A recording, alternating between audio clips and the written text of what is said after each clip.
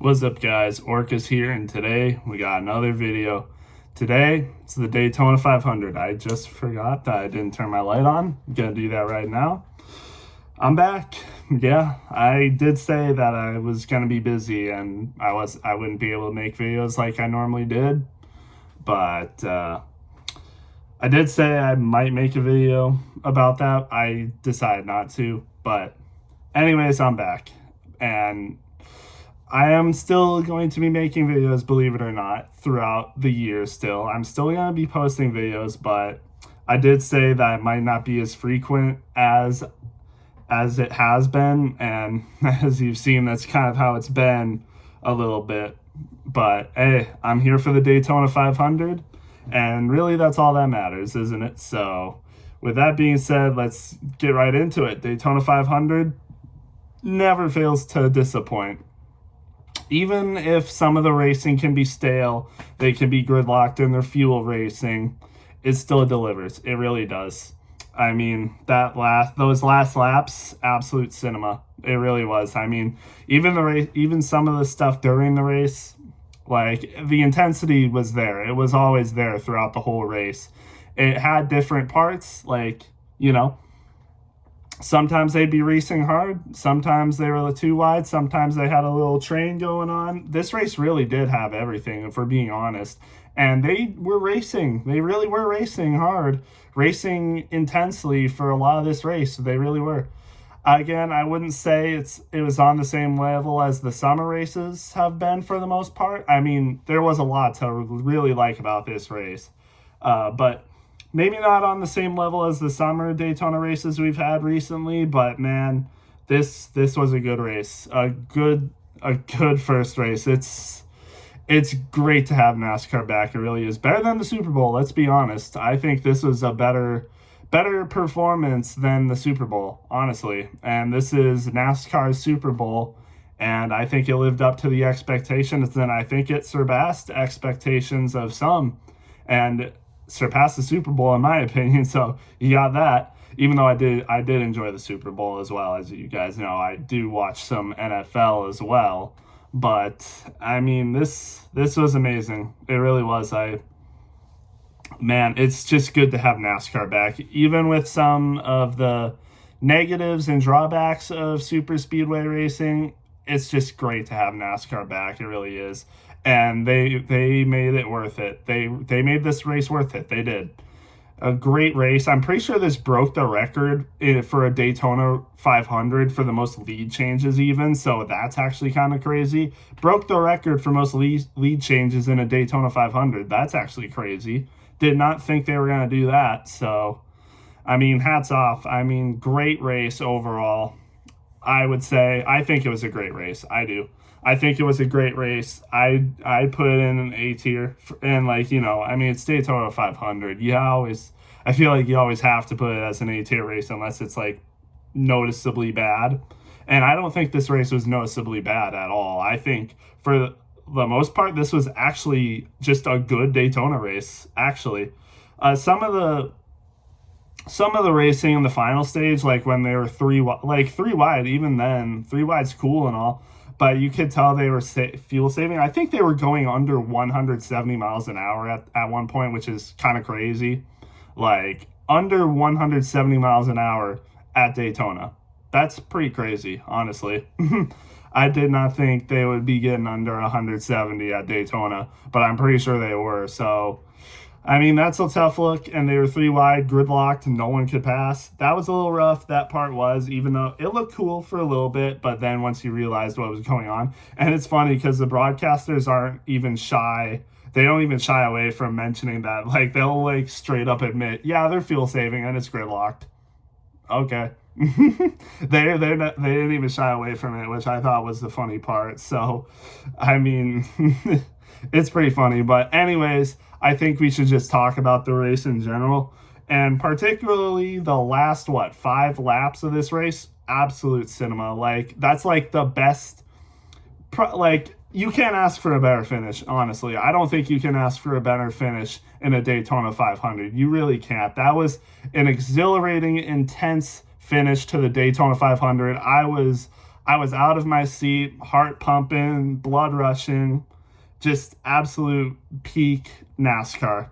And I loved it. I love that. Like that's why I'm a NASCAR fan now. Like this is why I became a NASCAR fan, because of those moments.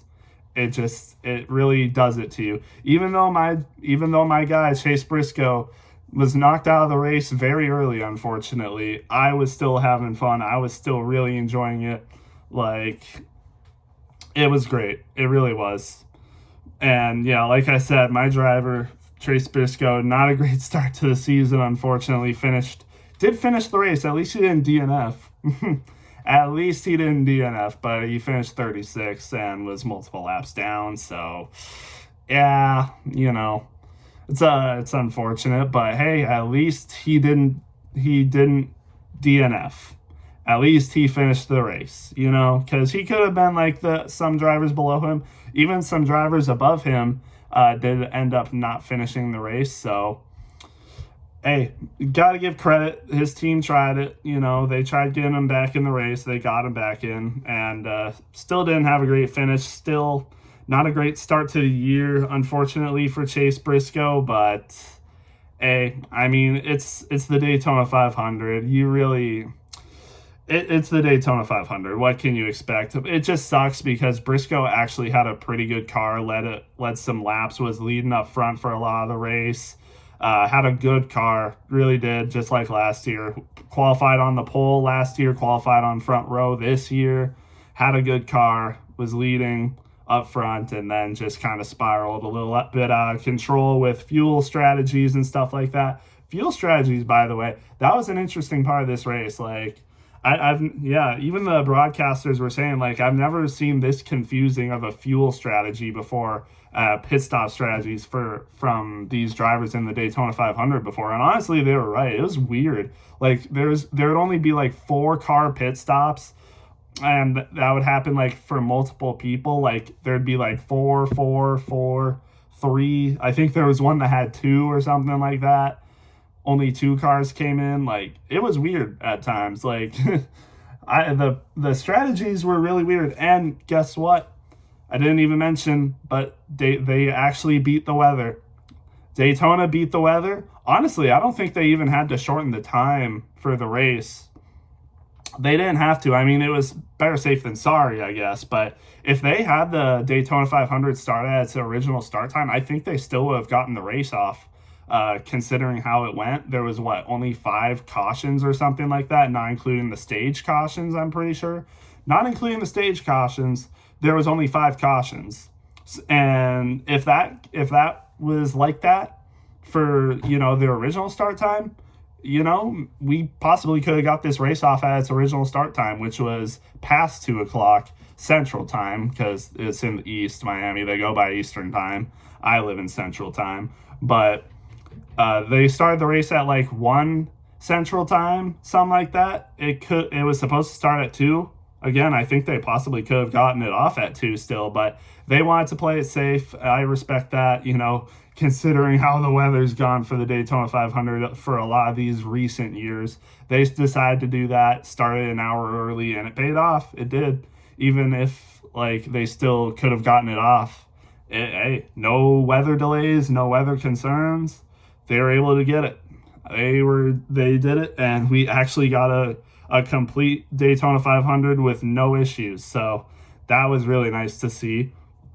I wonder if that's going to do good for the ratings, because we've had so much weird stuff. I think 2024 Daytona 500 was on a Monday. And last year's Daytona 500, they started it, but then it got rain delayed for like 3 or 4 hours, and then they had to start it later for the most part. But this one actually started it at the start time they had it planned out on Saturday, made the decision Saturday, and were able to take on that time for today, and were able to get it off. So I respect that. Respect that from NASCAR. They did what they felt was necessary, and it worked out, because maybe they wouldn't have gotten the full race off if they went at 2:00. They would have at least gotten most of the race off at 2:00 if they started it, but they possibly wouldn't have got all of it. It was definitely possible because that huge band of rain that we saw, I think they showed it on broadcast. I can't remember, but there was a huge band of rain coming in, and that might have been a problem. So they didn't do that. So that was pretty nice for them. But yeah, I mean, I keep on dodging it. Let's just get to the finish. Like, man, what a finish. And Tyler Reddick steals it. Again, reminds me of the 2024 Talladega race that he won in the spring. Yeah, it was the spring that he won that in 2024. People battling for the win. They crash at the end, and Reddick emerges from it, is not touched, and he gets it. Everyone, Brad Keselowski, Joey Logano, Chase Elliott, Busher was up there. They all crashed at the end.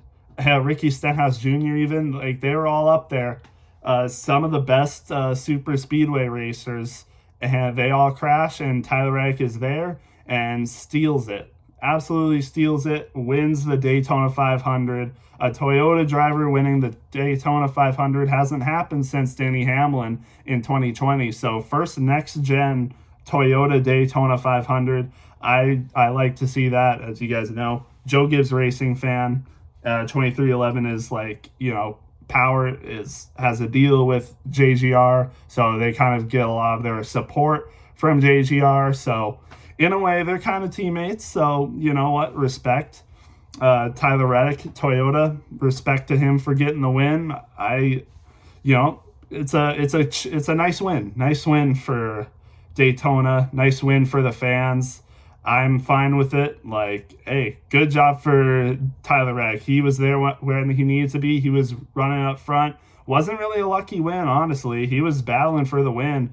And it looked like Chase Elliott was going to steal it on the last lap. It's crazy because Carson Hocevar, McDowell, Eric Jones, they were up front. And as soon as like the final lap started, they all crashed. They keep it green though. NASCAR was really conservative on throwing the cautions, honestly, this whole week, really. Like, it wasn't even just the Cup Series. It was all the series. Like, I noticed it with, like, ARCA, trucks. I didn't really watch the O'Reilly Series race, but I noticed it. Like, they were conservative on throwing the cautions. And honestly, I think they did a good job. I mean, no one was hurt. No freak accidents happened. So they were smart. It's not like they were just like, oh yeah, let's not just throw the caution so we can have entertainment. No, they knew what they were doing. Like, they would hold off the cautions, even though, like, maybe in the past they would have thrown a caution for that. But I think they've started to realize, like, hey, we don't need to throw these cautions just willy-nilly. Like, these people, they're kind of out of the way, even though they're like stopped, they're sideways. Like, they're really not in anyone's way, and there's really no risk of them getting further injured. Unless like a just freak accident happened. But even then, it's like, how would that even happen? So they were conservative on throwing the cautions, and it paid off. I mean, thank God, like, a green-white checkered finish, didn't have a yellow again. Like, I feel like a lot of these Daytona races recently have come down to a yellow flag. The race ends under yellow. They didn't do that last year, which was kind of weird. Maybe they should have for that one, because that one was kind of crazy. Like, the whole field wrecked behind them.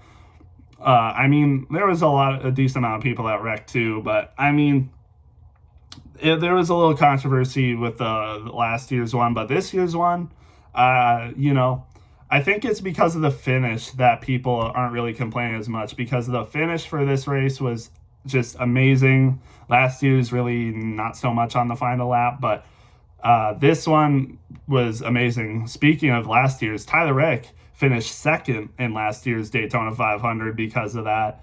And this year ends up finishing first. And if they threw the caution because of that because of the first wreck that happened, I think it would have been either Chase Elliott or Ricky Stenhouse that would have won that race. Tyler Reddick wasn't in front of them at that time.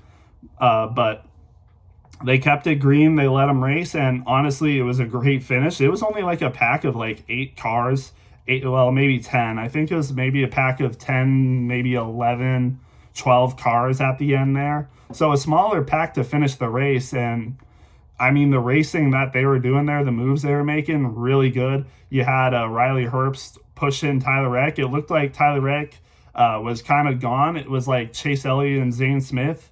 And Zane Smith kind of like backed out a little bit. He didn't keep on putting the pressure on Chase Elliott. I think he backed out because he was maybe trying to gonna get a run from someone else.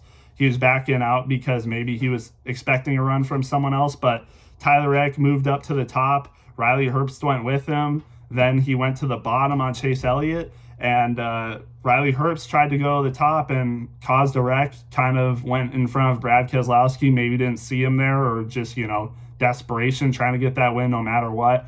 Kind of put Brad Keselowski into the wall. He wasn't happy about that, said it was a dumb move. But really, I mean, you're going for the win. I mean, like, I get it. A lot of people have certain feelings towards Riley Herbst, especially after last year, the performance he was putting on. But I mean, I don't really put him at fault for that one.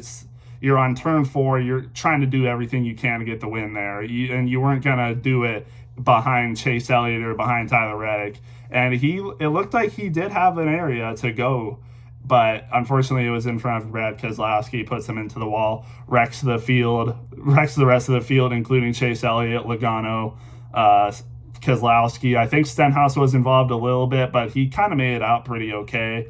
Zane Smith as well, Buescher.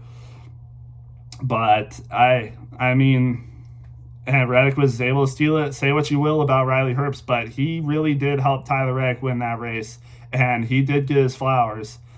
So that's pretty cool. And not to mention, Michael Jordan, owner of 2311, wins the Daytona 500. Man, just crazy. Michael Jordan, honestly, literally just is possibly the most legendary sports figure of all time. At least one of them for sure. I would say he's probably a top 10 sports figure of all time.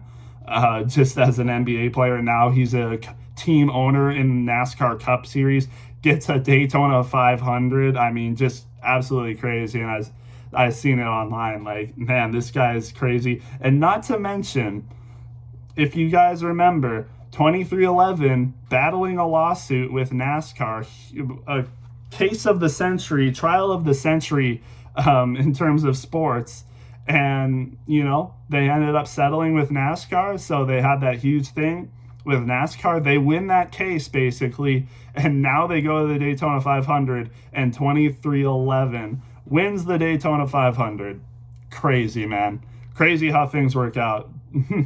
2311 been eating pretty good. 2311 been eating pretty good lately. Got a crown jewel win last year with Bubba Wallace. But the year before, Tyler Reddick was in the championship 4.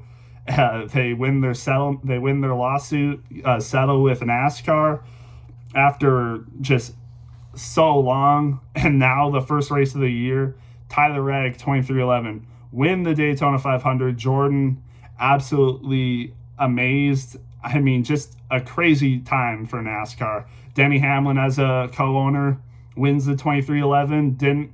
Wasn't really there for this race. I mean, he was up there for sure, like, for a lot of this race. Just kind of got some bad luck handed to him, to be honest. There was a caution started because Justin Allgaier kind of just pushed him up. I don't know if he was trying to get in front of him, to block, but it didn't look good, honestly, for Justin Allgaier. It was just a bad block, or just maybe didn't know he was there. But that wasn't good. Kind of caused a wreck there. Denny Hamlin kind of made it out of that okay, though. But then there was another wreck. Ironically, it looked like it might have been on Corey Heim, a bad push from Corey Heim, which was actually ended up, I think, was the last caution of the race, where he got Denny Hamlin. Kind of ended Denny Hamlin's day right there, and also ended Christopher Bell's day, who was doing really good in the final stage, unfortunately. Overall, not a really good day for Joe Gibbs Racing, all things considered. Started with Briscoe and Gibbs, and then, ended with Denny Hamlin and Christopher Bell at the end there. So not a great day for Joe Gibbs Racing, but a really good day for 2311, obviously. So good for them, I guess. Really, they were like they're the only Toyota team that really did good. Legacy was not great either, and no Legacy cars in the top 15, actually, even. So unfortunate for them, but 2311, they made it out pretty good, except for Corey Heim, who was the one that started one of the last wrecks. So, I mean, kind of fair.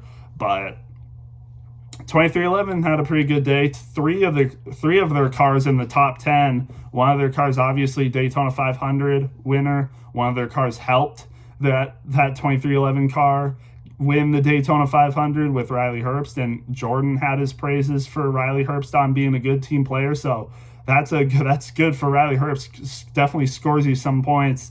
Maintaining that seat maybe. Obviously had a better race than Corey Heim. I mean, will he have better races than Corey Heim if we go for the rest of the season? I don't know, but hey, man, he did what he needed to do. So got to give Riley Herbst his flowers today, I would say. Even if he caused that wreck at the end, I don't really put that blame on him because it's the Daytona 500. You're going to do whatever you want to do to win, especially on the final turn. Like, he had a chance, possibly, if he was clear enough on Brad Keselowski, he pulls down there, gets that bump, he possibly could have won that race for himself, but obviously it was a little too late. Kind of caused a big wreck at the end. All those cars were just destroyed, like Elliott, Brad, Zane Smith, and his own car. Like, those cars were just destroyed. It looked like Joey Logano caught a little bit of air. I thought we were going to see like another Kyle Larson wreck from the O'Reilly series back in the day. That looked a little dangerous, but hey, it was all fine. No flips this whole weekend, actually. None in the trucks, ARCA, O'Reilly, or Cup Series. So, hey, making advancements on their safety features, keeping their cars on the ground. Pretty impressive, honestly. Obviously, they're still going to have hard wrecks. They're always going to have hard wrecks in NASCAR. But if you keep these cars on the ground, perhaps you save the cars they can run, and hopefully keeps them from further injury. So, hey, the safety features. I mean, they've been talking about them all week. The safety features on on the cars lately. 25th anniversary. Shout out Dale Earnhardt. 25th anniversary of the 2001 Daytona 500. Obviously, fresh on our minds. Did the Dale 3 salute on lap 3. That was touching for sure. So good to see that. Also, tributes to Greg Biffle this weekend. On lap 16, they mentioned him. The 16 car of AJ Allmendinger had the Greg Biffle font. Obviously, the RFK cars also had the Biffle font. So, a little bit, this was refreshing to really, from all the tragedy that we've had recently, especially with Denny Hamlin's dad as well, had a segment on that pre-race that was also really touching. A lot of tragedy that's happened recently. Past events still fresh on our minds, but this was a great way to start the year, really. I wouldn't have had it any other way. So, really nice Daytona 500. Let's get to the other drivers, shall we? So, yeah, Tyler Reddick, just amazing. Great start to the year, and the playoffs are gone, so we didn't have to hear, and Tyler Reddick makes the playoffs. No, he just won the Daytona 500, the best racing award you can receive. He won the Daytona 500. That's it. He's not going to the playoffs yet. It's a chase format. He's not going to the chase yet. He still needs to have a decent year still. It's not a win and you're in anymore. So, he wins the Daytona 500 and locks himself into the playoffs. No, we're not getting that. He still has to do good, and I think he will. Tyler Reddick's a great driver, so I wouldn't be surprised at all if he makes it to the chase and is possibly even a top 10 driver getting to the chase for the final 10 races. Yeah. But great start to the season for Tyler Reddick. Ended up with 58 points, I'm pretty sure, so that's pretty nice. Obviously, didn't really get much stage wins, but wins are 55 points, so that means he only got 3 stage points, which, yeah, kind of crazy. Where did Reddick come from? Wasn't really in the race all that much until the very end, honestly. Really wasn't. Didn't do much the first 2 stages, but then once we kind of got close to the end, around 30 laps left when they were 3 wide, he kind of found himself up front with all the other Toyotas, because it was 3 wide. Toyotas had all 3 lanes, and I think Tyler Reddick just found himself there and ended up being there for the last part of the race and won the race. Ended up with 58 points with the win. good job for Tyler Reddick. Obviously has a pretty good lead, 12 points above second, which is Joey Logano, who finished third in the race. So good job for Joey Logano. Had a pretty good day. Actually had a lot of stage points too, or a decent amount anyway. Had 12 stage points. So good for him. Good for Joey Logano. Had a pretty good day today. So yeah, finished third in that race, and Ricky Stenhouse finished second. 2023 Daytona 500 champion. Man, if Tyler Reddick failed inspection, which before I started making this video, I saw that his car passed inspection. I think his engine still needed to, which I wouldn't be surprised if it does. If it doesn't, that would be kind of crazy. But for now, it's basically almost guaranteed Tyler Reddick is the official winner, and Ricky Stenhouse finished second. Good thing he's already won a Daytona 500. Also, this one would kind of sting. But like I said, Joey Logano finished third. Chase Elliott finished fourth. Heartbreak for Chase Elliott fans. So close. This close to winning the Daytona 500. And I just kind of got away from him at the end because Zane Smith decided not to help him at the end there, really. If Zane Smith continued to push him there, Chase Elliott probably would have won. But Riley Herbst and Tyler Reddick, they stayed with each other, got great runs. Tyler Reddick, great run on top, moved to the bottom, battling Chase Elliott. And then Riley Herbst started the wreck at the end, allowing Tyler Reddick to steal that race from Chase Elliott. Just, yeah, really. And not to mention Brad Keselowski, too, who finished fifth. Man, if Riley Herbst didn't come up to try to block Brad Keselowski, Brad might have had that run because that outside lane had a lot of support. I'm pretty sure Joey Logano was in that lane as well. He was behind Brad Keselowski. It might have been someone like Chris Buescher, too, or Josh Berry. There was like 3 or 4 people in that outside lane. They might have had the momentum for Brad Keselowski to get that, but man, Brad Keselowski's so close. Finishes fifth. Still a good day, especially on his broken leg, broken femur bone, and he's still, that's crazy. So I hope Brad Keselowski has a good year. Man, I wish out of the top 5, I probably would have wanted Brad to win it the most because, man, he's getting up there, in age, and you just don't know how many more of these he has. But, hey, I don't know. Zane Smith also had a really good day, though. As of now, he's fourth in the standings, got 41 points on the day, so a really good start to the season for Zane Smith. Ends up finishing sixth, won a stage as well. So a good start for Zane Smith. Was so close to winning that. Maybe if he kept pushing Chase Elliott, maybe he could have waited and maybe gotten a run himself from someone else, but he decided to back off, maybe tried to get a run from someone, but it didn't happen. Ended up finishing sixth. Chris Buescher, seventh. He was there. Was a really good car. Was a pretty heavy favorite, honestly. A lot of people had him to win. RFK cars were really good this week. But yeah, unfortunate. Chris Buescher not there. Brad Keselowski not enough. Riley Herbst ended up finishing 8th after all that, like I said. Barry was up there at the end, finished 9th, and Bubba Wallace, he was so close too, ended up finishing 10th. I'm going to skip a couple people. 15th, Kyle Busch, man.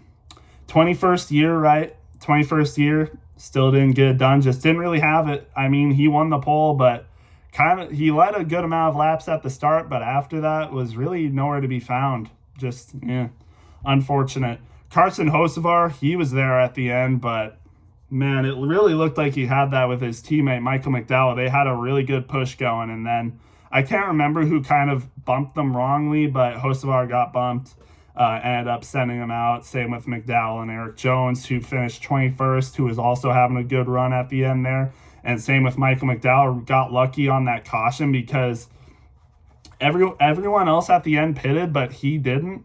And it looked pretty good for him, but yeah, it just ended up not working out. Unfortunate. Let's see. Priest ended up finishing 25th. A little disappointing. Would have thought better. Ryan Blaney also 27th. It was not a good day for Ryan Blaney. He was not up front at all, it seemed. There's a couple moments because he actually ended up having a pretty decent day. Ended up with 36 points and 26 stage points. I'm not sure how is that even possible to get 26? That might be an error. How do you even get 26 stage points? I think that's an error. I don't I don't think he got 26 stage points. That's not even possible. But Ryan Blaney, decent day, even though he ended up DNFing, still is 10th in points. But yeah, it was just an uncharacteristic day for Ryan Blaney. Same with Austin Cindric, who finished 34th. Wasn't really up there at all. So Penske, except for Joey Logano, wasn't really up there. Kind of weird. Corey Heim, 28th, not really great.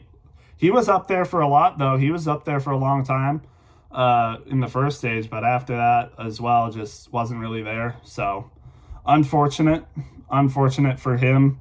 And then Jimmy Johnson, his second to last Daytona 500, he announced next year, 2027 Daytona 500 will be his last. So second to last one didn't really go so well, unfortunately. Denny Hamlin ends up 31st. I think this is his second to last Daytona 500 in the number 11 car as well. So unfortunate for him, but hey, as a owner of 2311, he did get the win. So hey, not much to be disappointed about there. Zilich in his first Daytona 500s ends up 34 or 33rd. Just unfortunate. I think he made a little bit of a rookie mistake that ended up taking him out. So it'll happen. First Daytona 500 rookie. I mean, understandable. But I think that was the wreck that ended up taking out Chase Briscoe, unfortunately, who ended up 36. And because of Austin Dillon, that just freaking plowed into him. When they were kind of sliding down pit road, just plowed into him, eliminated Briscoe.